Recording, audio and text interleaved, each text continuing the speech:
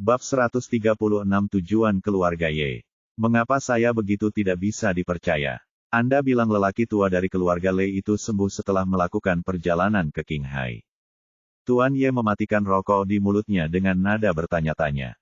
Tuan Ye, ini benar sekali. Anda tahu, saya memiliki hubungan yang baik dengan pengemudi keluarga Lei. Dia menjelaskan dengan sangat jelas pada saat itu bahwa dokter ajaib ini dia datang untuk memberi orang tua dari keluarga Lei sebuah suntikan seminggu sekali, dan totalnya kurang dari dalam 2 bulan, lelaki tua dari keluarga Lei secara ajaib sembuh dari penyakitnya pada awalnya, tetapi sekarang dia minum lebih banyak daripada orang lain dan tidak terjadi apa-apa. Menurutmu itu aneh atau tidak? Dia akan mati. Aku di sini, kata Lao Men buru-buru, dan terdengar dari nadanya bahwa dia sepertinya sangat mengagumi Lin Yu. Karena pengemudi keluarga Lei berteman baik dengannya, dia pikir sangat mustahil untuk berbohong padanya. Lao Men, kamu masih terlalu muda. Mungkin penyakit Tuan Lei sama sekali tidak serius. Kamu tidak memahami liku-liku dalam sebuah keluarga besar, kata Tuan Ye dengan nada pengalaman. Dia tidak terlalu tertarik dengan apa yang disebut Dokter Ilahi He, tetapi dia tidak mempertanyakannya. Dia hanya mengira dia hanyalah seorang dokter pengobatan Tiongkok tingkat tinggi. Setidaknya ada 3 atau 2 dokter tingkat ini di Mingdu. Jika kakak laki-laki tertua tidak mendengar bahwa penyakit orang tua keluarga Lei telah disembuhkan oleh Dokter He dan memaksanya untuk datang, dia tidak akan melakukan perjalanan sejauh ini. Mobil itu akhirnya berhenti di depan komunitas tempat tinggal Ye Qingmei. Tuan Ye, kami sudah sampai. Lao Men segera keluar dari mobil dan membukakan pintu untuk Tuan Ye. Kamu tinggal di tempat jelek ini saja. Tuan Ye memandang ke komunitas dengan sebatang rokok di mulutnya, ekspresinya penuh rasa jijik. Faktanya, komunitas tempat tinggal Ye Qingmei sudah merupakan komunitas kelas menengah di Qinghai, namun di mata keluarga Ye yang memiliki bisnis besar, komunitas ini tidak ada bedanya dengan rumah lumpur. Ketika Tuan Ye dan Lao Men menemukan unit mereka dan berjalan menaiki tangga, mereka kebetulan bertemu dengan seorang wanita cantik berpakaian putih sedang berjalan ke bawah. Qingmei, wajah Tuan Ye berseri-seri saat dia melihat wanita berpakaian putih itu, dan dia berteriak dengan tergesa-gesa. Ketika Lao Men melihat Ye Qingmei dengan rok lipit putih dan legging sutra, dia tidak bisa menahan diri untuk tidak menelan ludahnya. Ye Sangji. Ye Qingmei mengerutkan kening saat dia melihat pria di depannya, cukup terkejut. Nak, kenapa kamu berbicara? Apakah kamu begitu kasar pada paman ketigamu? Ye Sangji memarahi dengan lembut. Paman ketiga, Ye Qingmei mencibir, bukankah aku diusir dari keluarga Ye oleh kalian? Mengapa kamu masih paman ketigaku? Oh, bukankah ini semua kakekmu? Tapi siapa membuat ibumu terkenal saat itu? Sing Curang? Tapi kakekmu menangkapnya lagi, kata Ye Sangji dengan sedikit tidak berdaya. Hong Sing Curang. Mata Ye Qingmei langsung berubah dingin seolah dia ingin membunuh seseorang. Tidak peduli betapa tenangnya emosinya, dia tidak tahan mendengar seseorang mempermalukan ibunya dengan cara ini. Topi dari ibunya selama lebih dari 10 tahun. Saya tidak menyangka bahwa sekarang setelah ibu saya tiada, keluarga Ye masih akan menaruh baskom kotoran di kepala ibu saya. Kalian berani mengatakan bahwa Hong Sing berselingkuh. Bajingan mana yang pertama kali menemukan rubah betina di luar dan kemudian menggigit punggungnya? Karena amarahnya, wajah cantik Ye Qingmei menjadi sedikit merah, dan dadanya yang montok naik dan turun. Memikirkan putra tertua dari keluarga Ye dan ayahnya sendiri, dia ingin membunuhnya dengan 1000 pisau. Brengsek, itu ayahmu? Bagaimana kamu bisa mengatakan itu padanya? Wajah Ye Sangji menjadi dingin dan dia berkata dengan marah. Ayah, orang seperti ini pantas disebut ayah. Alis Ye Qing sedingin es, dan dia marah di dalam hatinya, apakah dia telah memenuhi kewajibannya untuk mendukungku selama sehari? Saat aku masih di sana rumahmu, dia menjauh sepanjang siang dan malam. Bagaimana dia bisa peduli padaku? Satu kalimat, bagaimana dia bisa datang menemuiku setelah aku diusir dari keluarga Ye? Petik 2. Oh, Qingmei, kenapa kamu begitu pendendam? Ketika Ye Sangji mendengar ini, dia tahu dia salah, dan sikapnya segera berubah. Dia berargumen, ayahmu juga punya kesulitannya sendiri. Saat kita bertemu, dia akan menjelaskannya padamu. Penjelasan, jika dia ingin menjelaskan, dia harus mati sesegera mungkin dan pergi ke Jiuquan Xia untuk menjelaskan kepada ibuku. Ye Qingmei mencibir, lalu berbalik dan berjalan ke bawah. Dia tidak tahu apa yang dilakukan Ye Sangji di sini, tapi tidak peduli apa yang akan dia lakukan, itu tidak ada hubungannya dengan dia. King Mei, jangan khawatir, dengarkan aku. Keluarga Ye sangat kasihan padamu dan ibumu, dan kami merasa sangat bersalah, jadi aku tidak akan datang menemuimu sekarang. Langsung menjadi cemas dan buru-buru mengejarnya. Ketika Ye King Mei mendengar bahwa dia sedang mencarinya, dia merasa sedikit terkejut. Awalnya, dia berpikir bahwa bertemu Ye Sangji hanyalah sebuah kebetulan. Apakah kamu mencariku? Ye King Mei menatapnya dengan dingin, sepertinya tidak percaya. Ya, aku hanya mencarimu. Ye Sangji berkata sambil tersenyum, mengapa aku tidak memberimu kompensasi untuk keluarga Ye? Sekarang, ada 1 juta di kartu ini, ambillah dulu. King mengangkat alisnya dan melihatnya. Melirik kartu bank di tangan Ye Sangji, dia tersenyum sinis, kapan keluarga Ye menjadi begitu murah hati? 1 juta benar-benar jumlah uang yang sangat besar.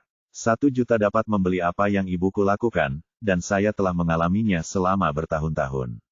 Apakah ini pahit? Saya tidak tahu apakah Anda, keluarga Ye, menganggap kami pelit, atau Anda begitu pelit.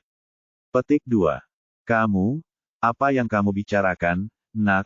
Ye Sangji mengerutkan kening dan berkata dengan tidak senang, tapi hatiku sedih. Faktanya, sebelum dia datang, dia mengira Ye King Mei akan sulit untuk dihadapi, tetapi dia tidak menyangka itu akan menjadi begitu sulit.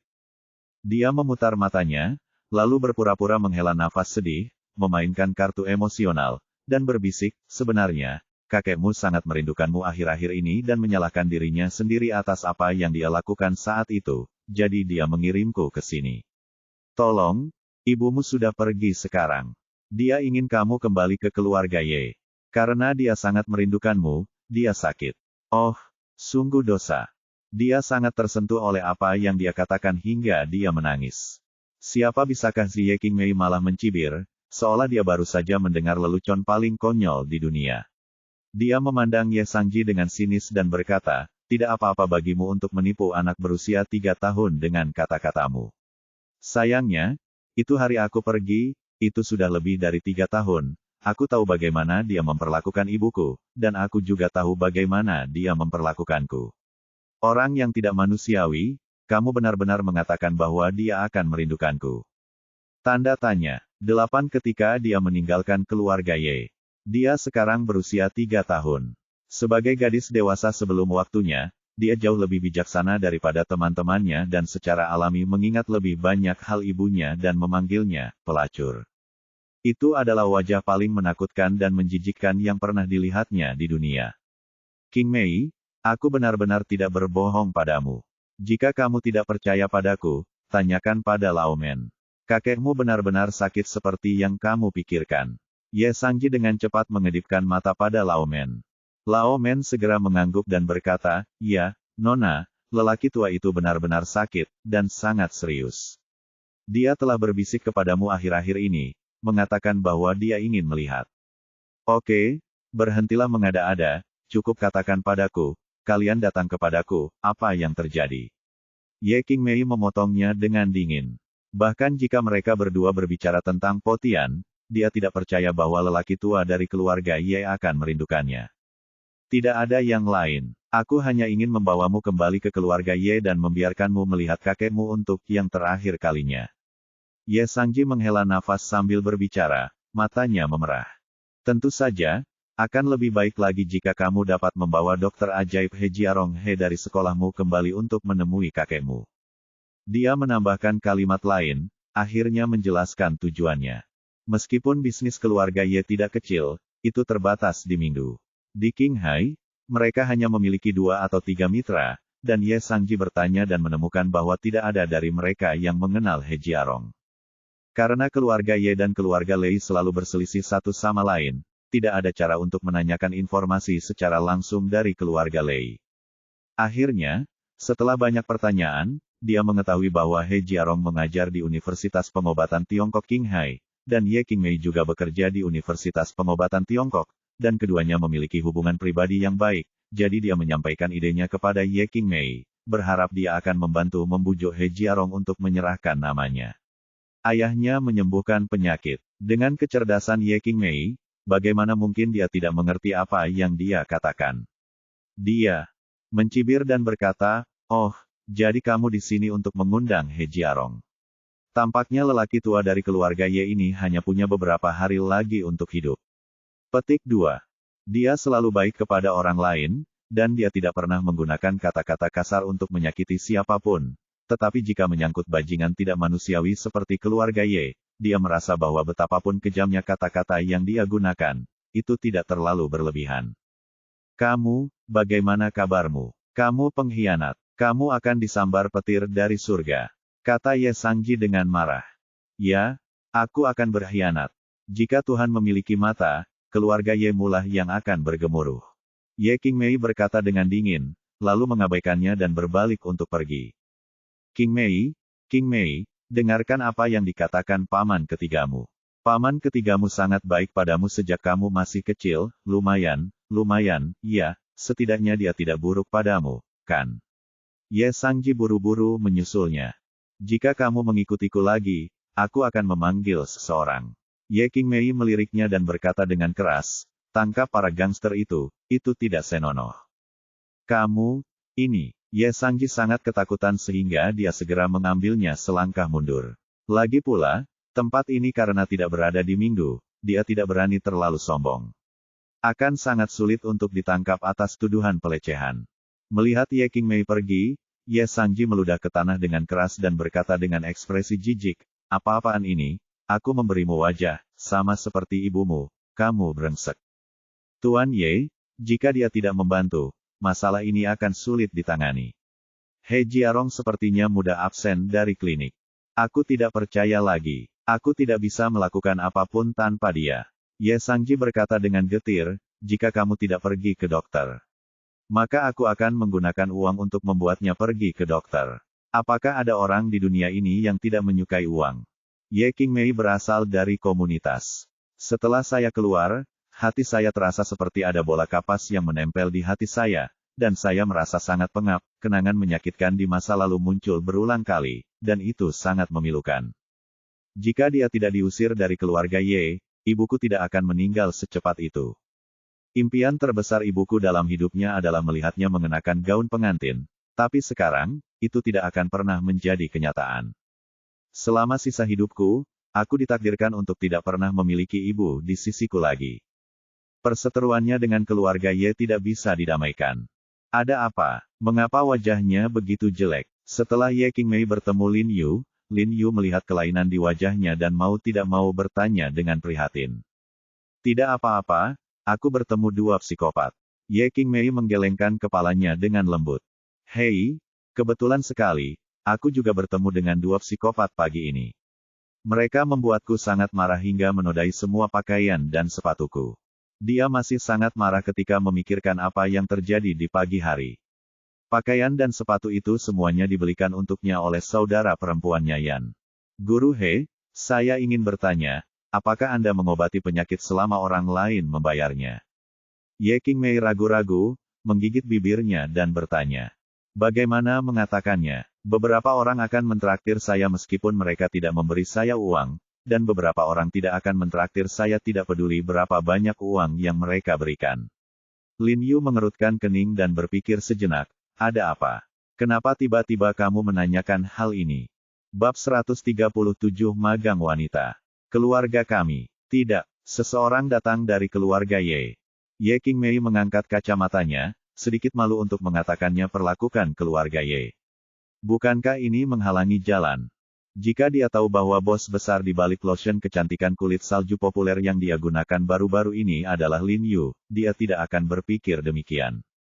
"Guru Ye, jika Anda memiliki sesuatu, Anda dapat memberitahu saya secara langsung. Tidak peduli apa yang Anda ingin saya lakukan, saya tidak akan pernah menolak." Lin Yu melihat bahwa dia mengalami beberapa kesulitan, dan buru-buru berkata kepadanya dengan percaya diri. Tampaknya merasa bahwa kata-kata ini tidak sesuai dengan identitas He Jiarong, dia dengan cepat menambahkan, "Ini bukan untuk hal lain, hanya untuk persahabatan antara aku dan Lin Yu." Setelah mendengar ini, Ye Qingmei menceritakan keseluruhan ceritanya lagi, tapi dia tidak mengatakan bahwa dia tidak akan membiarkan Lin Yu merawat mereka.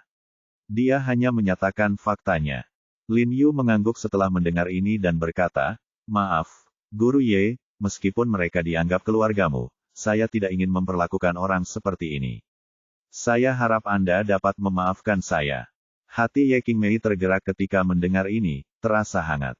Jelas Lin Yu yang membantunya, tapi dia tetap meminta maaf padanya. Jelas, Lin Yu mengatakan ini dengan sengaja karena dia takut dia akan berhutang padanya. Bulu matanya tidak bisa menahan sedikit gemetar, matanya yang cerah dan jernih menatap ke arah He Jiarong, dan entah kenapa dia merasa akrab dengannya, seolah-olah dia telah melihat adik laki-lakinya yang cerah dan baik hati, Lin Yu. Faktanya, dia memiliki ide aneh ini sejak awal. Dia merasa bahwa He Jiarong sangat mirip dengan Lin Yu. Nada suara, ekspresi, dan gerakan mereka hampir semuanya diukir dari cetakan yang sama. Jika mereka tidak memiliki wajah yang berbeda, dia akan salah mengira He Jiarong sebagai Lin Yu. Setelah menyapu makam, mereka berdua tidak terburu-buru untuk kembali. Mereka berjalan-jalan di pinggir jalan. Ye Qingmei menundukkan kepalanya, seolah mengingat beberapa kenangan menyakitkan, dan ekspresinya sangat sedih. "Guru Ye, Anda dapat memberitahu saya jika ada yang ingin Anda katakan." Lin Yu berinisiatif untuk menyebutkannya. Jauh lebih baik mengucapkan beberapa kata daripada menyimpannya di dalam hati. "Bukan apa-apa, aku hanya sedikit merindukan ibuku." Ye Qingmei tersenyum pahit, "Aku selalu punya ide yang sangat kekanak-kanakan. Jika keluarga Ye datang untuk meminta maaf kepada ibuku saat itu, apakah rasa cemberut di dadanya akan hilang? Jika dia pulih sedikit, maka dia tidak akan cepat sakit, dan apakah dia bisa hidup lebih lama?" Begitu dia selesai berbicara, matanya menjadi merah. Sayangnya, tidak ada jika dalam hidup. Melihat sosok Ye Qingmei yang sedikit kurus, Lin Yu merasa sangat tertekan. Dia merasa setelah kehilangan orang tuanya, dia seperti rumput bebek di sungai, tidak punya tempat untuk diandalkan. Meminta maaf saja tidak cukup. "Menurutku ayahmu dan kakekmu setidaknya harus pergi ke makam ibumu dan bersujud 3 kali untuk meminta maaf guna menghibur roh bibimu di surga." Lin Yu menggelengkan kepalanya sedikit dan berkata.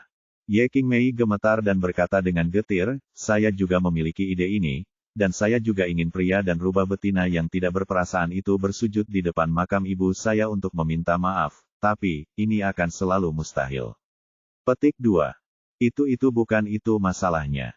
Pastinya, mungkin suatu saat dia akan bertobat dan merasa telah banyak berbuat dosa sehingga dia akan berinisiatif bersujud kepada ibumu untuk meminta maaf. Lin Yu berkata sambil tersenyum, tiba-tiba sebuah ide muncul di benaknya. Jika keluarga Ye menyetujui permintaan ini, mereka dapat mempertimbangkan untuk merawat mereka. Tidak, orang seperti itu tidak memiliki rasa kemanusiaan. Ye Qingmei menggelengkan kepalanya dengan lembut dan tersenyum pahit.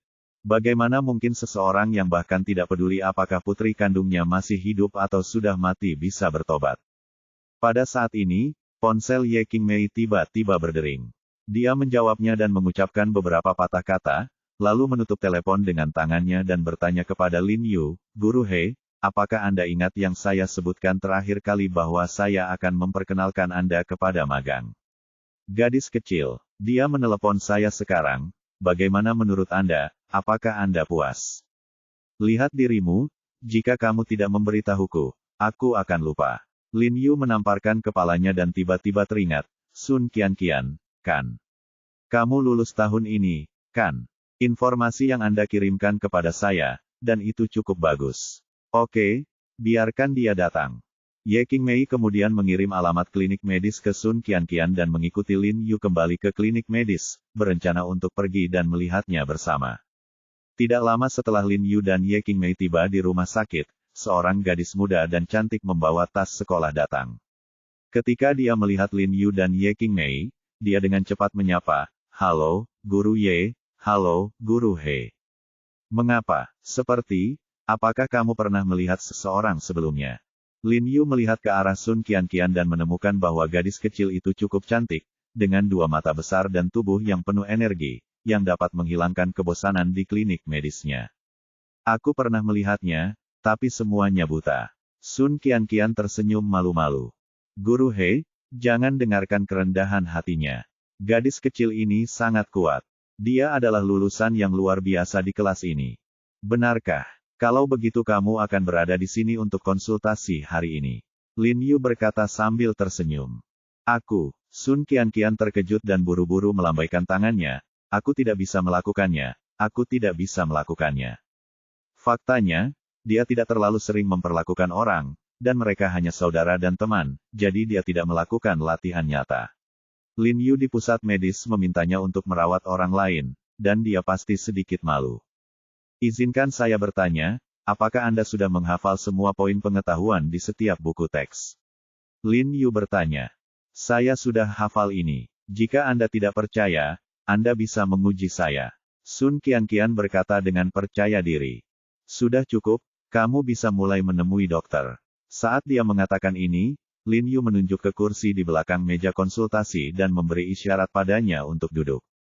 Sun Qianqian sedikit gugup. Setelah ragu-ragu sejenak, dia berjalan mendekat tanpa menolak. Segera setelah aula Huiseng dibuka, beberapa pasien masuk.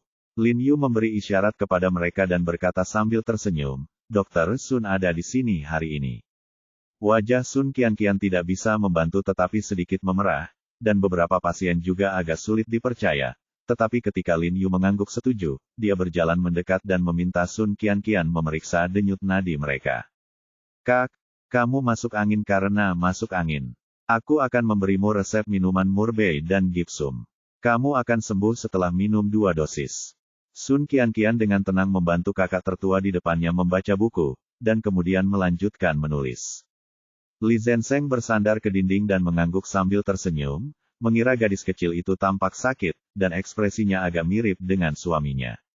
Lin Yu tersenyum dan tidak berkata apa-apa. Jika dia tidak bisa lagi mengobati penyakit ringan seperti itu, dia tidak perlu lagi menjadi dokter. Setelah dokter meminum obat dan pergi, seorang wanita parubaya datang dan berkata kepada Sun Qianqian, Dokter, badan saya sangat bengkak. Apa kata dokter itu miksedema? Saya sudah ke banyak rumah sakit, tapi tidak ada yang baik. Saya mendengar bahwa itu adalah miksedema. Dokter dia memiliki keterampilan medis yang luar biasa, jadi dia datang ke sini hari ini. Saat dia berbicara, dia menatap Lin Yu dengan penuh harap, jelas ingin Lin Yu merawatnya. Bibi, bagaimana perasaanmu? Sun Qianqian bertanya dengan penuh bumbu. Lengan dan kaki saya selalu sakit. Kalau cuaca dingin, sakitnya makin parah. Dada saya juga terasa tersumbat, dan bab saya tidak lancar, kata perempuan paruh baya itu. Buka mulutmu dan biarkan aku melihatnya. Wanita parubaya itu berbicara dengan cepat. Sun Qianqian memeriksanya dengan cermat dan kemudian merasakan denyut nadinya. Lin Yu menatapnya sambil tersenyum, menantikannya. Jika dia bisa mengobati penyakit ini dengan baik, itu berarti levelnya memang bagus. Bibi, penyakitmu tergolong penyakit Qi air dalam pengobatan tradisional Tiongkok. Kamu perlu meminum rebusan Ephedra Jiazu terlebih dahulu untuk mengurangi pembengkakan dan menghilangkan rasa sakit.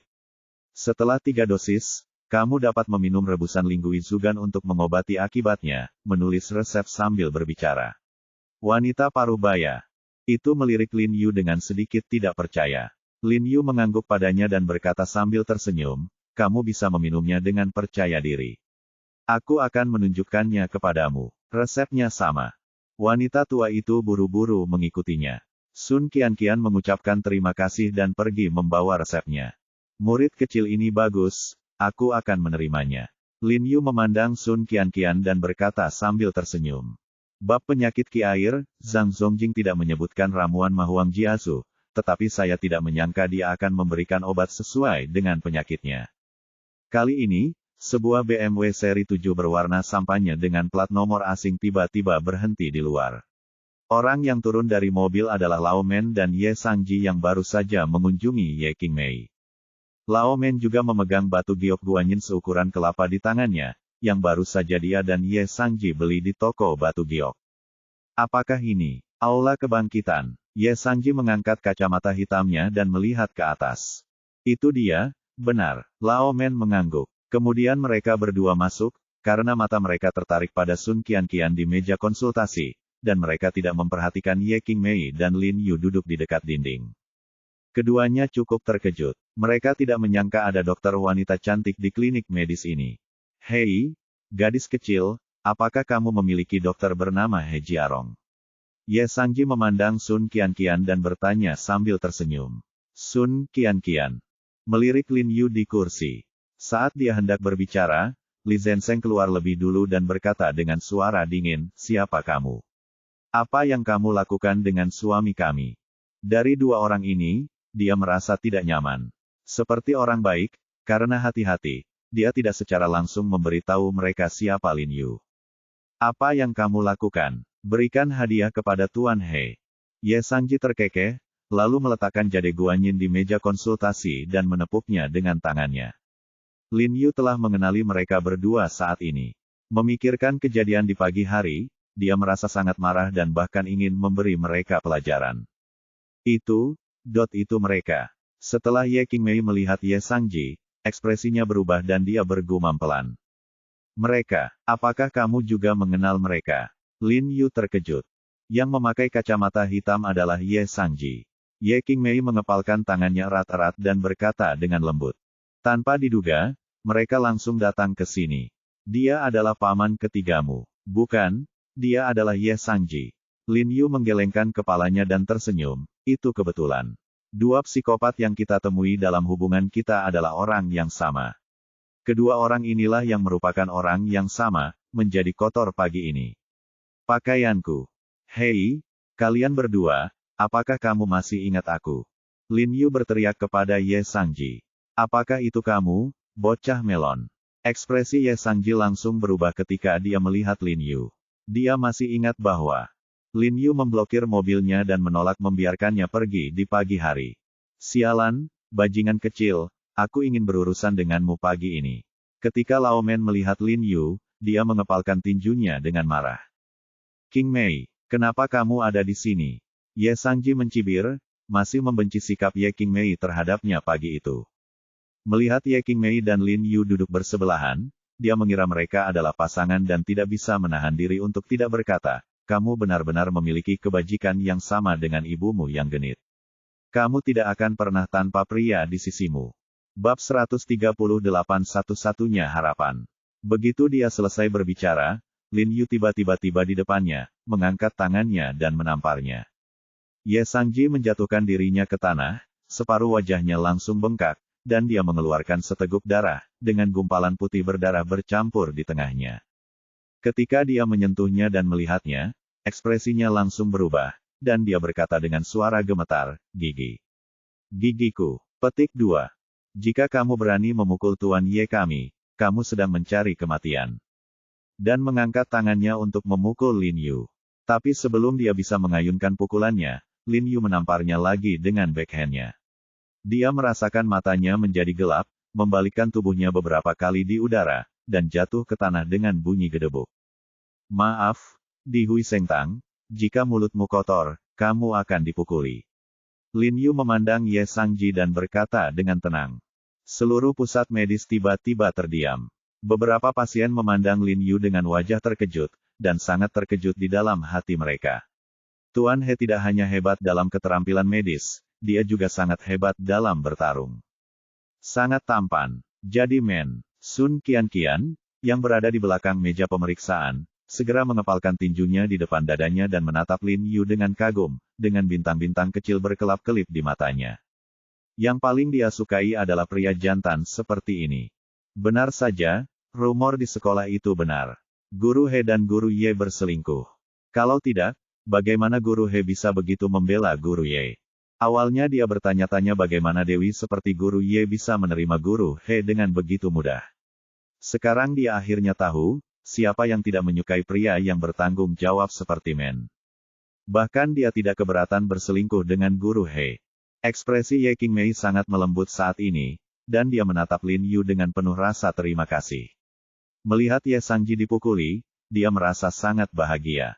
Dia selalu ingin memberi pelajaran pada keluarga Ye, tapi sayangnya dia hanya lemah dan tidak punya kesempatan. Beraninya kamu melakukan sesuatu di klinik medis Dr. He.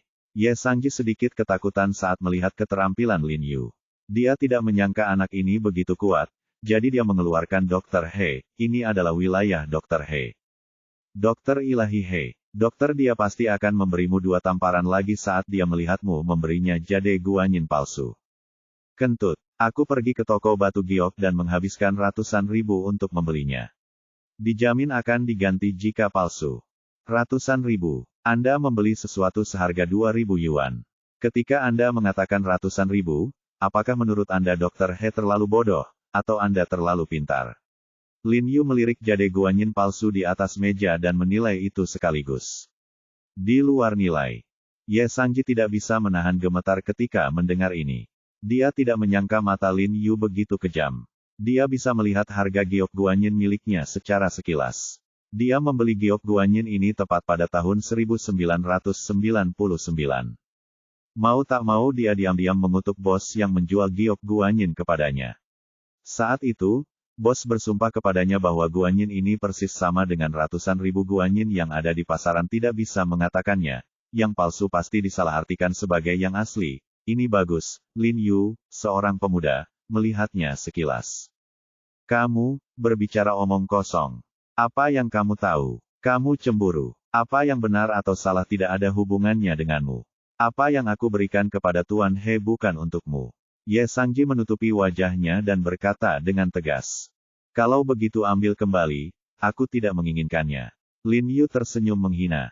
Siapa yang akan memberikannya kepadamu? Anakmu tidak sakit jiwa. Sudah kubilang, aku memberikan ini kepada Tuan He. Ye Sangji berkata dengan marah, merasa bahwa Lin Yu sakit jiwa dan tidak dapat memahami manusia pidato. Kamu bahkan tidak mengenali siapa Tuan He, jadi kamu datang mencarinya. Sungguh konyol. Yang berdiri di depanmu dan menamparmu adalah Tuan He. Li Zenseng mencibir dan berkata dengan suara yang dalam. Ye Sangji tercengang ketika mendengar ini, dan kemudian dia langsung bereaksi. Ekspresinya tiba-tiba berubah, dia melirik ke arah Lin Yu, dan berkata dengan kaget, kamu, maksudmu dia adalah Tuan He. Juga dari sekolah kami, Guru He Jiarong. Sebelum Li Zenseng dapat berbicara, Sun Qianqian mengangguk terlebih dahulu, berpikir bahwa Ye Sangji benar-benar lucu. Dia datang untuk mengundang seseorang tanpa mengenal Tuan He, dan bahkan menyinggung perasaannya sebelumnya. Ekspresi Ye Sangji berubah satu demi satu, keringat menetes di dahinya, dan dia mengeluh di dalam hatinya. Tuhan sedang mempermainkannya. Jika dia tahu bahwa Lin Yu adalah dokter ajaib, dia tidak akan pernah memperlakukannya seperti itu pagi ini. Hei, Dokter He, saya dengan sungguh-sungguh meminta maaf kepada Anda atas apa yang terjadi pagi ini. Anda baru saja memukul saya, jadi jangan perlakukan saya dengan cara yang sama. Ye Sangji menutupi separuh wajahnya yang merah dan bengkak dan berkata dengan hati-hati, adapun jade guanyin ini, aku juga tertipu olehnya. Aku pasti akan membelikanmu yang asli nanti. Aku tidak memukulmu karena apa yang terjadi pagi ini, tetapi karena penghinaanmu terhadap ibu guru Ye, Lin Yu berkata dengan dingin. Ya, aku bajingan, aku menyebalkan. Ye Sangji segera menoleh ke arah Ye Qingmei, paman ketiga tahu dia salah, mohon maafkan paman ketiga, kamu bisa mengatakan beberapa hal baik, ke Dokter He dan minta dia membantu rawat kakekmu, bagaimanapun juga, dia adalah kakek kandungmu. Kakek kandungku, dia tidak pernah menganggapku sebagai cucu kandungnya. Mata Ye Qingmei tidak bisa menahan rasa basah tahun-tahun ini. Ya, keluarga Ye tidak pernah begitu rendah hati padanya. Mereka selalu menyendiri dan memandang dengan dingin. Bagaimana bisa, jika kakekmu melihatmu, dia pasti akan sangat bahagia. Ye Sangji menahan rasa sakit dan tersenyum. Kemudian dia menoleh ke arah Lin Yu dan berkata dengan nada datar, Tuan He, itu tergantung pada kamu. Demi berteman dengan Qingmei, tolong obati orang tua kami. Petik 2. Saya hampir tidak pernah pergi ke dokter, tetapi jika Guru Ye berbicara, saya dapat membuat pengecualian. Lin Yu berkata dengan tenang, dan kemudian bertindak seolah-olah tidak terjadi apa-apa. Maksudnya sangat jelas. Jika dia ingin dia merawat lelaki tua keluarga Ye Qingmei harus bertanya. Ye Sangji gemetar, dengan ekspresi pahit di wajahnya. Dia dengan cepat berbalik dan berkata kepada Ye Qingmei, tolong bantu saya mengucapkan sepatah kata pun. Ye Qingmei berkata dengan dingin, kamu bisa bertanya sendiri kepada Dokter He. Urusan keluargamu terkait dengan saya tidak ada hubungannya dengan itu. Qingmei, bagaimanapun juga, kita terhubung dengan darah. Tulang yang patah terhubung dengan tendon. Selama Anda membiarkan Tuan He menyembuhkan kakek Anda, saya jamin Anda akan kembali ke hai keluarga. Ye Sangji buru-buru berkata. Dia mengajukan tawaran yang menurutnya menarik. Kembali ke rumah Ye. Maaf, aku lebih suka tidur di jalan daripada kembali ke tempat kotor itu. Ye Qingmei mencibir, memikirkan apa yang terjadi pada ibunya dan wajah jelek itu. Dia tidak punya waktu untuk melarikan diri. Mengapa? Mungkin akan kembali. Kalau begitu beritahu aku, bagaimana kamu bisa setuju untuk menyelamatkan kakekmu? Ye Sangji mengertakkan gigi, merasa marah.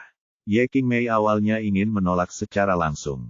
Menurut idenya, hanya kematian lelaki tua dari keluarga Ye yang bisa menghilangkan kebenciannya. Namun, memikirkan keengganan dan penyesalan ibunya sebelum kematiannya, Ye Qingmei menelan kata-katanya. Ibunya tidak pernah berpikir untuk kembali ke keluarga Ye, dan dia tidak pernah peduli untuk kembali ke keluarga Ye. Namun, yang dia benci di dalam hatinya adalah fitnah keluarga Ye terhadap dirinya dan reputasinya yang hancur. Kamu meminta Ye Sangzong dan rubah betina itu untuk bersujud 3 kali kepada ibuku untuk meminta maaf dan membantu ibuku membersihkan namanya. Aku akan meminta Guru He untuk membantu mengobati penyakit lelaki tua itu. Ye Qingmei ragu-ragu sejenak dan akhirnya berbicara dengan enggan. Ini.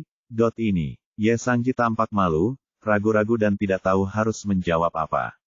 Dengan temperamen kakak tertua, bagaimana dia bisa bersujud kepada seorang wanita yang diusir dari keluarga Ye? Adapun adik iparnya yang pemarah saat ini, itu bahkan lebih mustahil. Qingmei, kenapa kamu tidak mengubah kondisinya dan tidak mempersulit paman ketiga? Aku benar-benar tidak bisa melakukan ini. Jika kamu tidak bisa melakukannya, maka aku juga tidak bisa melakukannya. Sebaiknya kamu bertanya sendiri pada Dr. He. Ye Qingmei berkata dengan dingin. Ye Sangji tampak malu dan bingung. Gadis kecil ini sangat kejam. Dia mengertakkan gigi, mengeluarkan kartu bank dari sakunya dan menyerahkannya kepada Lin Yu. Dr. He, ada 5 juta di kartu ini. Maaf, saya tidak kekurangan uang, berkata dengan tenang. 2 kartu, 10 juta. Ye Sangji kejam dan mengeluarkan kartu lainnya. Apakah kamu tidak mengerti orang-orang? Bahkan jika itu 100 juta atau 1 miliar, aku tidak akan mentraktirmu. Apakah kamu mengerti? Lin Yu memutar matanya ke arahnya dan berkata dengan tidak sabar. Oke, He Jiarong. Aku akan memberimu wajah sialan. Jika kamu tidak mentraktirku, akan ada banyak orang yang mentraktirmu. Ye Sangji tidak tahan lagi saat ini, dan emosi yang terkumpul tiba-tiba meledak. Jika kakak laki-lakinya tidak memaksanya ayolah, dia tidak akan terpengaruh oleh kepengecutan ini. Dan gadis kecil Ye Qingmei sangat tidak tahu malu. Kamu masih ingin orang-orang dari keluarga Ye bersujud pada wanita jalang itu, jadi lanjutkan dan wujudkan impian besarmu. Dengan 10 juta, dia bisa menyewa dokter yang lebih baik daripada Lin Yu kemanapun dia pergi. Semua orang di ruangan itu terkejut ketika mereka melihat perubahan sikapnya yang tiba-tiba. Ye Qingmei mencibir di dalam hatinya. Benar saja, keluarga Ye adalah orang-orang yang tidak disukai lebih cepat daripada membalik-balik buku. Ye Sangji mengambil kembali kedua kartu bank itu dan mengangkat jade guanyin palsu. Melihat Lao Men telah bangun, dia segera menendangnya dan berkata dengan suara yang dalam, ayo pergi. Aku tidak percaya lagi. Aku punya uang dan ingin menemukannya. Biarkan siapapun yang mentraktirmu mentraktirku. Dasar bodoh. Aku sangat marah padamu. Setelah mengatakan itu, dia dengan cepat masuk ke dalam mobil, takut Lin Yu akan memukulnya. Sebelum pergi, dia mengangkat jari tengahnya ke arah Lin Yu dan Ye Qingmei, dan mengutuk dengan marah, pria dan wanita jalang. Berbicara, Lao Men dengan cepat menginjak pedal gas, dan mobil mereka berlari keluar dalam sekejap, dan setelah berlari beberapa ratus meter, mereka berdua tidak bisa menahan nafas lega. Ye Sangji mengeluarkan sebatang rokok, menyalakannya, dan mengutuk, saya tidak pernah menderita karena pengecut ini. Jika bukan karena lelaki tua di keluarga itu, saya akan menamparnya. Saat dia mengatakan itu, mulutnya sakit, dan dia segera menutupinya dengan tangannya untuk mengembalikan wajahnya yang tidak bengkak. Saat ini, ponselnya tiba-tiba berdering. Melihat bahwa itu adalah kakak laki-lakinya, dia buru-buru mengangkat telepon itu. Kakak ketiga, bagaimana kabarnya? Pernahkah Anda melihat Tuan He? Ye Sangzong di ujung telepon bertanya dengan penuh semangat begitu dia muncul. Oh, kami sedang mengerjakannya, jangan khawatir. Ye Sangji berpikir sejenak dan berkata dengan acuh tak acuh. Faktanya, dia sudah memutuskan untuk pergi ke Jishi Hall untuk mengundang Song Minghui. Dia bertanya dan mengetahui bahwa Tuan Song dari Jishi Hall juga seorang dokter terkenal dan pasti dapat menyembuhkan penyakit orang tua itu. Oh, bagaimana mungkin kita tidak terburu-buru? Kita bisa menunggu, tapi orang tua itu tidak bisa menunggu. Kamu harus cepat. Aku meminta seseorang untuk bertanya pada Tuan Song dari Lingan Jishitang. Hanya jarum ajaib Liu He yang bisa efektif untuk penyakit orang tua itu. Kebetulan sekali, dokter ajaib ini dia kebetulan mahir dalam teknik akupuntur ini. Ye Sangzong tidak bisa menyembunyikan kegembiraannya, akhirnya melihat harapan bahwa orang tua itu bisa disembuhkan. Ah, jantung Ye Sangji berdetak kencang, dan dia merasa sedih, dan buru-buru bertanya, kalau begitu, lalu Tuan Song tidak tahu bagaimana melakukannya. Tuan Song tidak tahu bagaimana melakukannya itu. Katanya teknik akupuntur semacam ini hampir hilang di seluruh dunia. Pak He mungkin satu-satunya yang mahir dalam teknik akupuntur ini, jadi jika kita ingin menyelamatkan orang tua itu, kita harus mengundangnya, selesai. Ye Sangzong berkata dengan mendesak, tidak apa-apa, kakak ketiga, jangan malu, berapa yang dia inginkan. Berikan saja padanya. Saya sudah memberikan instruksi kepada Departemen Keuangan dan dapat menghubungi Anda kapan saja. Bab 139 Putra yang Berbakti. Ye Sangji menelan ludahnya dengan susah payah, dan keringat dingin mengalir di punggungnya. Semuanya sudah berakhir, dia mendapat masalah besar, dan jika dia membunuh lelaki tua itu, dia akan menjadi pendosa keluarga Ye. Meskipun lelaki tua itu sudah berusia 70 tahun, dia masih menjadi tulang punggung seluruh keluarga Ye. Dia masih menjadi kepala keluarga Ye. Ada banyak hal yang tidak bisa ditangani oleh ketiga bersaudara itu, tapi lelaki tua itu bisa menyelesaikannya hanya satu kalimat. Ini juga yang menjadi alasan mengapa ketiga putra mereka begitu berbakti, jadi berapapun bayarannya, mereka harus mencari cara untuk mempertahankan lelaki tua itu. Apakah kamu mendengar itu? Aku sedang berbicara denganmu. Melihat Ye Sangji tidak menjawab, Ye Sangzong bertanya dengan cepat. Apa? Saudaraku, apakah tidak ada dokter lain yang mengetahui rangkaian akupuntur ini? Ye Sangji tidak berminat untuk merokok lagi, jadi dia melemparkannya keluar jendela dan segera menyeka keringat di kepalanya dengan lengan bajunya. Tidak, Tuan Song adalah dokter terkemuka di bidang pengobatan tradisional Tiongkok di Jiangnan. Jika dia bahkan tidak bisa melakukannya, menurut Anda siapa lagi yang bisa?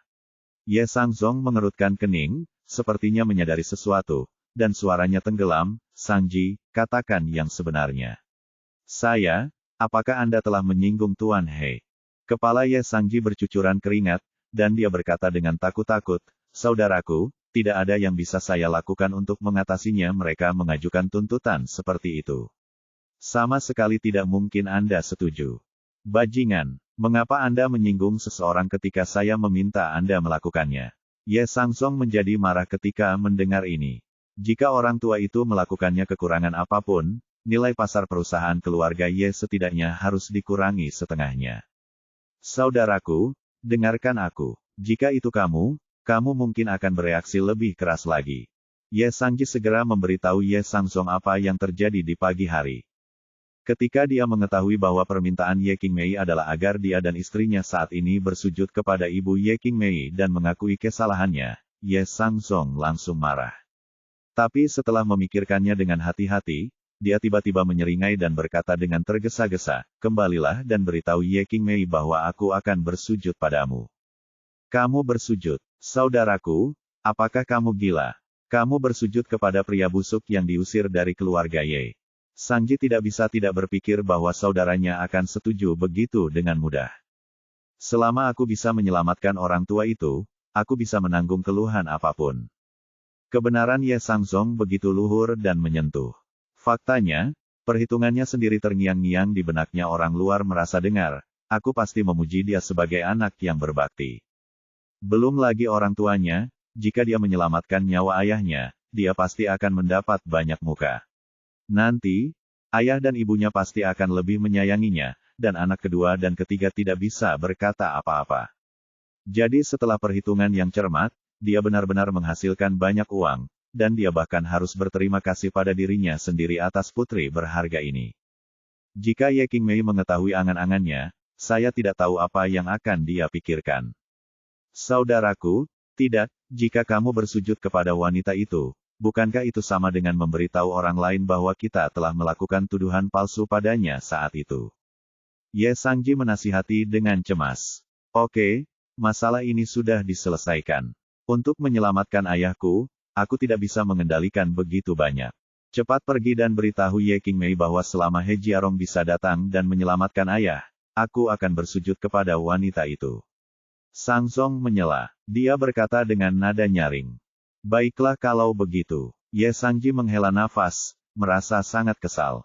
Dia baru saja berpura-pura menjadi pengecut di depan Lin Yu dan Ye Qingmei, dan memarahi mereka, tetapi tidak sampai setengah jam kemudian, dia dicari dia lagi, bagaimana cara memintanya berbicara.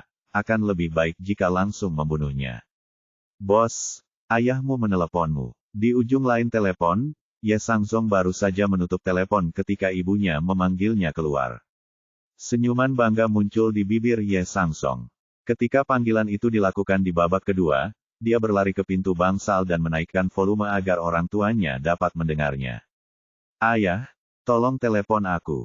Ye Sangzong masuk dengan cepat dan berkata dengan ekspresi serius.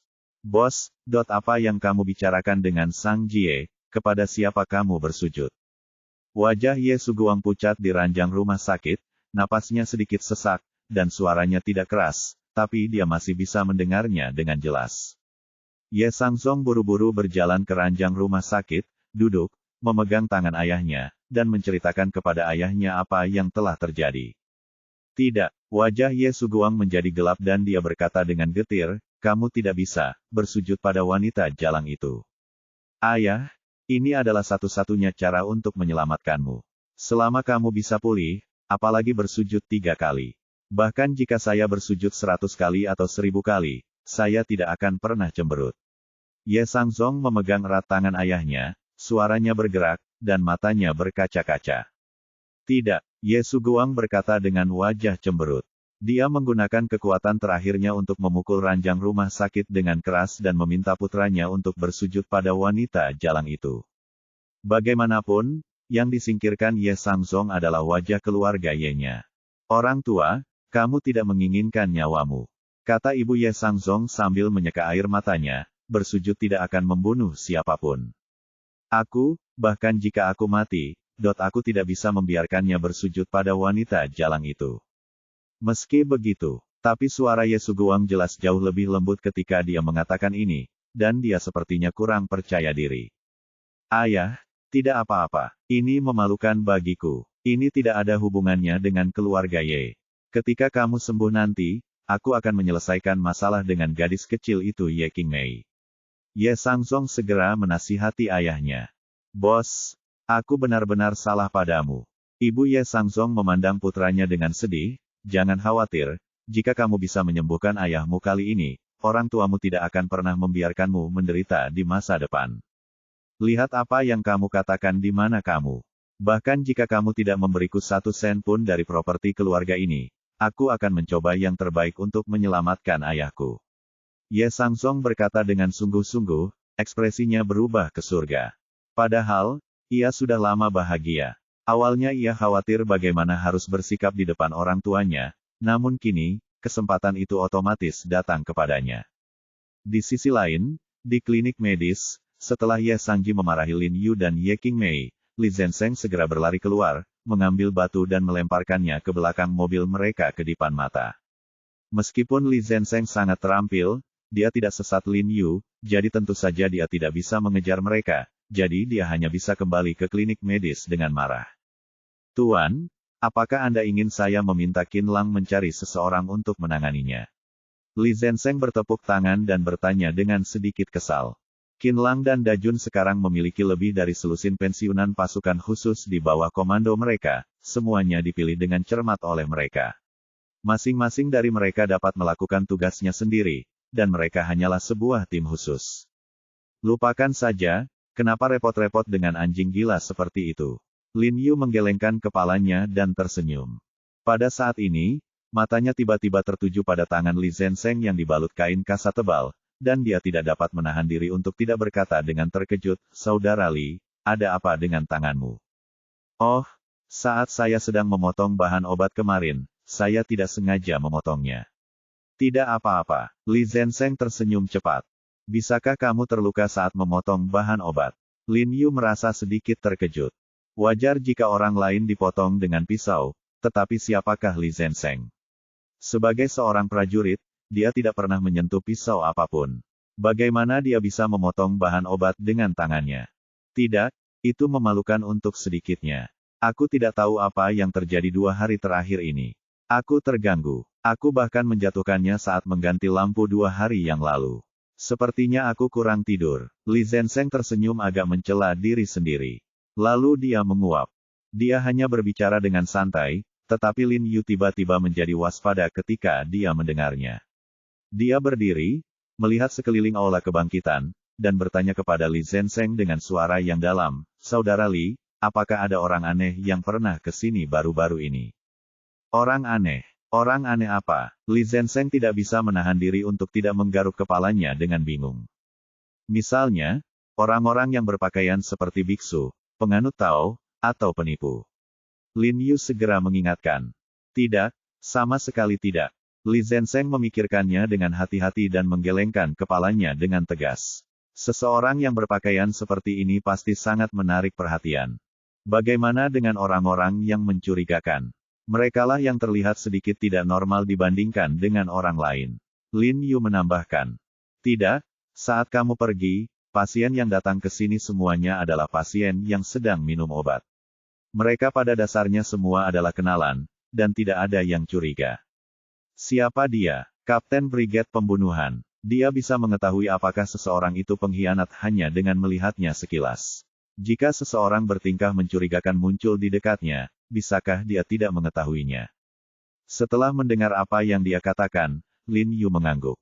Sepertinya dia memang terlalu banyak berpikir, tapi dia masih gelisah dan pergi ke ruang dalam dan gudang di belakang untuk melihat, dan memang dia tidak menemukan masalah. Belum lagi gerbangnya, dia sudah melihatnya ketika dia datang ke sini tadi. "Guru He, karena semuanya baik-baik saja, aku akan pergi dulu." Ye Qingmei takut menunda perawatan Lin Yu, jadi dia berdiri dan bersiap untuk pergi. Memikirkan sikap Ye Sangji barusan, dia sangat tidak mau, tapi dia tidak punya pilihan. Dia awalnya ingin menggunakan kekuatan Lin Yu untuk membuat keluarga Ye meminta maaf, tapi dia tidak menyangka Ye Sangji tiba-tiba jatuh. "Guru Ye, saya tidak akan pergi bekerja hari ini selama festival Qingming. Tidak apa-apa bagi Anda untuk kembali. Mari kita tinggal dan makan siang bersama." Lin Yu mencoba yang terbaik untuk membujuknya tidak bisa membantu Ye Qingmei. Dia tidak menyangka Ye Sangji menjadi begitu. Jika Anda punya nyali untuk mengatakan itu tidak akan disembuhkan, maka itu tidak akan disembuhkan. Dia belum pernah menghadapi situasi seperti ini sebelumnya, jadi dia dengan santai mengambil nyawanya. "Benar, Guru Ye, kamu boleh tinggal, saya akan mentraktirmu dan Guru He makan malam." Sun Qianqian bergegas dan menjulurkan lidahnya sambil bercanda, "Saya harus berterima kasih karena telah menjadi pengantar saya, jika tidak, Guru He mereka akan melakukannya, pasti tidak menerimaku." "Tidak, aku ingin kembali menghabiskan waktu bersama ibuku selama festival Qingming." Ye Qingmei menyesuaikan kacamatanya, tampak sedikit kuyu. Melihat keraguan di wajah Lin Yu dan Sun Qianqian, dia buru-buru menjelaskan, "Ya, setelah ibu saya meninggal, saya tidak pernah menguburkannya. Saya pikir dia pasti tidak ingin tinggal di Minggu, jadi saya membawa abunya ke Qinghai. Mulai sekarang, saya akan membawanya kemanapun saya pergi, dan kapan aku menetap, kubur dia lagi." "Senior, Guru Ye, kamu tidak berencana untuk tinggal di Qinghai di masa depan?" Lin Yu tiba-tiba menjadi cemas ketika dia mendengar apa yang dia katakan, dan dia tergagap sedikit. "Aku juga tidak tahu. Lagi pula aku tidak akan kembali ke Minggu." Ye Qingmei menundukkan kepalanya, merasa sedikit sedih. Dia awalnya datang ke Qinghai untuk Lin Yu telah hilang arah lagi. Dr. He, Dr. He." Pada saat ini, suara Ye Sangji terdengar dari luar lagi. Lin Yu berbalik dan melihat Ye Sangji berlari masuk dengan tubuh membungkuk dan senyuman di wajahnya. Bab 140 robek mulutnya. Semua orang tercengang saat melihat Ye Sangji. Mereka tidak mengerti mengapa dia tiba-tiba kembali setelah dia tampak melarikan diri. Anak baik, apakah kamu berani kembali mencari kematian? Li Zenseng bergegas keluar lebih dulu, mengulurkan tangan untuk merobek kerah Ye Sangji. Pahlawan, selamatkan hidupmu, pahlawan, selamatkan hidupmu. Saya di sini untuk memberikan guanyin kepada Tuan He. Ye Sangji buru-buru mengangkat batu giok guanyin di tangannya dan berkata tanpa malu-malu, Tuan He, saya baru saja pergi untuk membelikanmu guanyin yang asli. Lihat. Lin Yu melirik ke arah jade guanyin dan tidak bisa menahan untuk tidak mengangkat alisnya. Dia tidak menyangka bahwa jade guanyin ini nyata. Dia berkata dengan ringan, ada apa denganmu? Tidak, Anda bilang Anda tidak membutuhkan saya untuk mentraktir Anda, jadi mengapa Anda tiba-tiba kembali? Petik 2. Tuan He, saya baru saja bercanda, Ye Sangji berkata dengan ekspresi tersanjung di wajahnya, merasa sangat sedih di hatinya. Apakah kamu bercanda? Apakah kamu bercanda dengan kami, Tuan Ye, dan Nona Ye? Li Zenseng memarahinya dengan dingin dan membenturkan telapak tangannya ke dinding di sebelahnya, membuat bunyi gedebuk teredam dan seluruh ruangan tampak terguncang. Ye Sangji sangat ketakutan hingga tubuhnya gemetar dan wajahnya menjadi pucat. Dia menyerahkan jade guanyin kepada Lao Men, mengangkat tangannya dan menamparkan wajahnya sendiri, lalu mengangkat tangannya yang lain dan menamparnya lagi, dengan kedua tangannya bergantian menamparkan. Dia mulai mengipasi dirinya sendiri, dan berkata sambil mengipasi, aku menyebalkan, aku pantas mati, aku pantas mati. Sisi kiri wajahnya awalnya bengkak oleh kipas Lin Yu, tapi kapan dia ditampar seperti ini, sangat menyakitkan hingga dia menangis, tapi dia tidak melakukannya. Ini adalah satu-satunya cara untuk mendapatkan pengampunan Lin Yu sekarang. Jika lelaki tua itu dibunuh karena dia menyinggung Lin Yu, maka statusnya di keluarga Ye akan anjlok, dan dia bahkan mungkin tidak akan mendapat bagian dari harta keluarga. Kamu terlalu lemah, kamu belum makan. Lin Yu meliriknya dan berkata dengan ringan. Lin Yu tidak bersimpati pada penjahat seperti dia. Aku pantas mati. Aku pantas mati. Ye Sangji dengan cepat meningkatkan kekuatan tangannya dan menamparkan wajahnya dengan telapak tangannya, mengeluarkan suara benturan keras.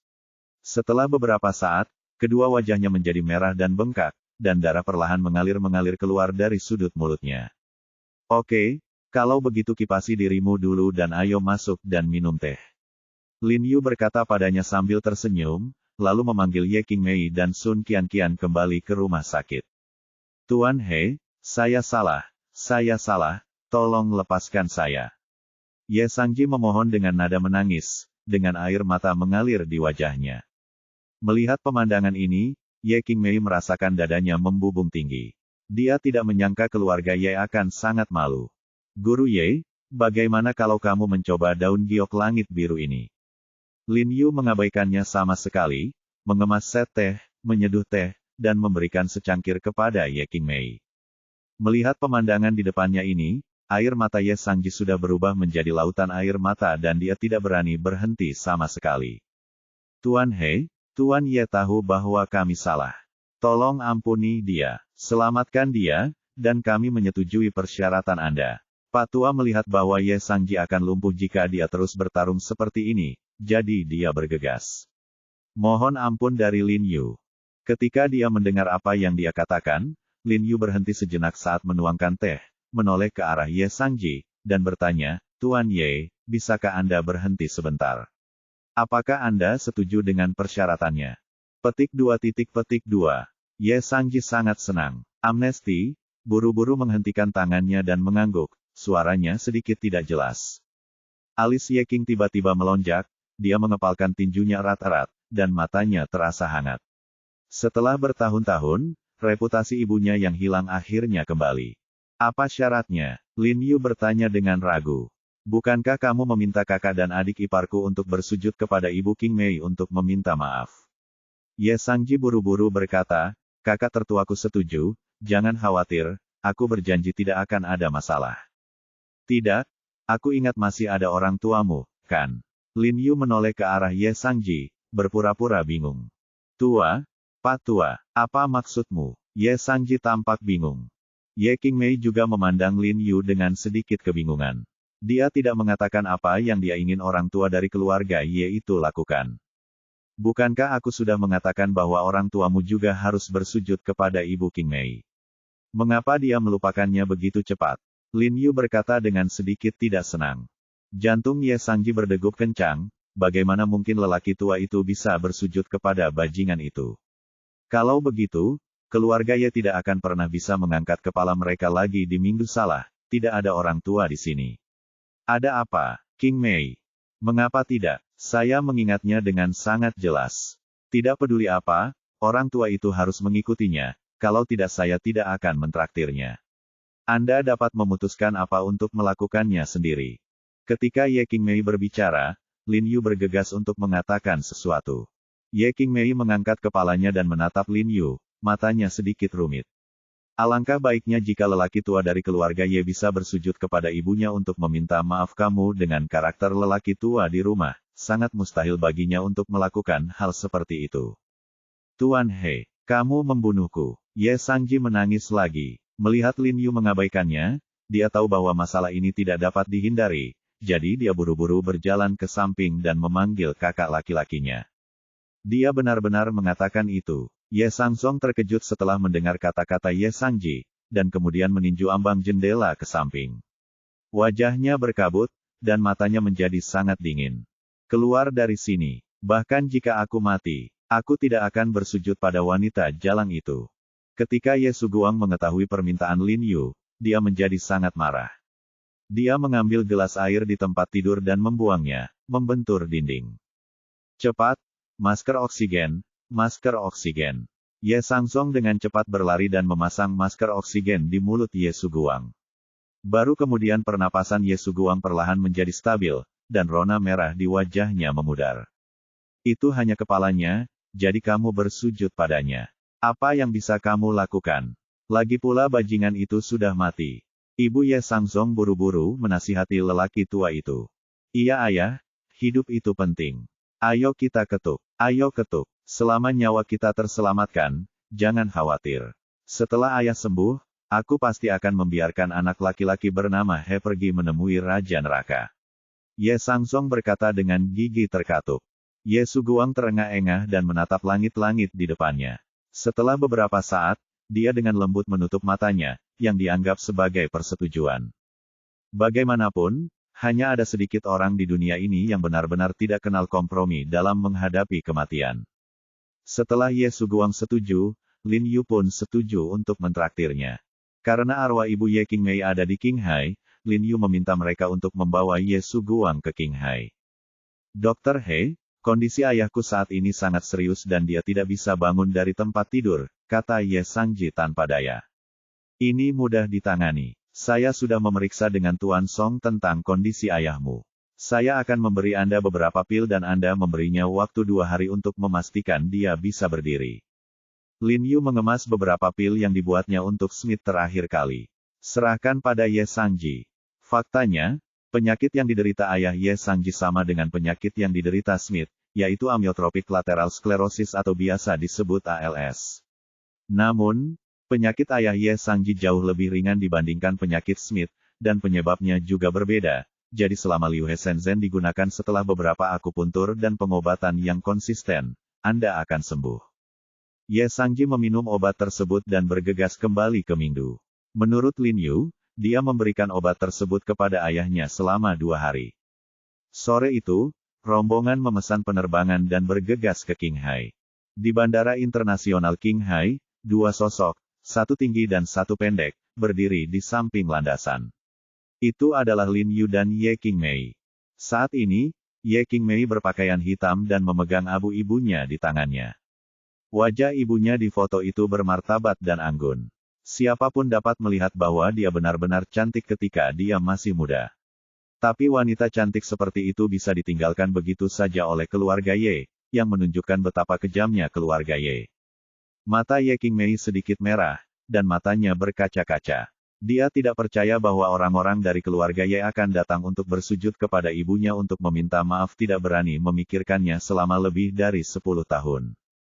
Raungan besar terdengar, dan pesawat khusus Ye Jabao perlahan mendarat di tanah, meluncur beberapa kali, dan kemudian berhenti di kejauhan. Biarkan aku bersujud pada pelacur itu, tidak mungkin. Setelah Gao Zishan turun dari pesawat, dia mengetahui bahwa Ye Sangzong telah membawanya untuk bersujud kepada ibu Ye Qingmei posisi teratas, tetapi salah satu bawahannya dikalahkan. Saya ingin dia bersujud meminta maaf dan bermimpi. Petik 2. Berhenti membicarakanmu, ayah dan aku harus bersujud padanya. Ye Sangzong menyeretnya ke belakang dan memarahinya dengan suara rendah. Orang tua itu ingin bersujud pada perempuan jalang itu. Maka keluargamu Ye benar-benar akan membuat orang tertawa. Gao Zishan membungkus selendang beludru bulunya dan memutar matanya. Aku tidak peduli, jika kamu tidak segera berlutut, kami akan bercerai. Ye Sangzong tidak berbicara omong kosong padanya, dan mengikutinya dengan kata-kata kasar. Melihat musuh yang menindasnya dan ibunya semakin dekat dengannya, Ye Qingmei merasa sedikit bersemangat, dan tubuhnya sedikit gemetar. Jangan panik, aku di sisimu. Lin Yu melihat kegugupan Ye Qingmei dan dengan cepat menghiburnya dengan lembut. Oke, gadis kecil saat itu telah dewasa dan menjanjikan. Ye Suguang berjalan dengan tongkat dengan dukungan Ye Sangji. Ketika dia melihat Ye Qingmei, matanya tiba-tiba bersinar dengan cahaya dingin yang tak ada habisnya. Kamu tidak menyangka, aku punya hari ketika aku besar nanti, dan kamu juga punya hari ketika kamu menjadi tua. Orang-orang melakukannya, dan Tuhan memperhatikan. Sekarang, saatnya kamu melunasi hutangmu. Petik 2. Ye Qingmei masih sedikit gugup pada awalnya, tetapi ketika dia melihat Ye Suguang pada saat itu, dia tiba-tiba menjadi tenang dan menatap Ye Suguang dengan mata dingin. Mengingat cara dia menamparkan ibunya dengan gila, kebencian yang luar biasa langsung melanda dirinya. Pelacur kecil, sudah kubilang, kamu harus penyanyang dan penyanyang. Sebaiknya kamu membiarkan manusia liarmu menyembuhkan penyakit kakekmu, jika tidak, keluarga Ye tidak akan pernah membiarkanmu pergi. Gao Zishan memikirkan apa yang ingin dia lakukan setelahnya berlutut di hadapan ibu Ye Qingmei. Dia menjadi marah dan mengancamnya dengan getir. Zishan, diamlah. Ye Sangzong memarahinya dengan dingin. Kenapa aku harus diam? Apakah kamu benar-benar ingin aku berlutut untuk bajingan ini? Gao Zishan berteriak dengan marah. Diam, robek mulutnya. Kali ini, Ye Qingmei berkata dengan ringan. Ye Sangzong terkejut dan menatap Ye Qingmei. Sudah kubilang padamu untuk merobek mulutnya. Ye Qingmei mengucapkan kata demi kata.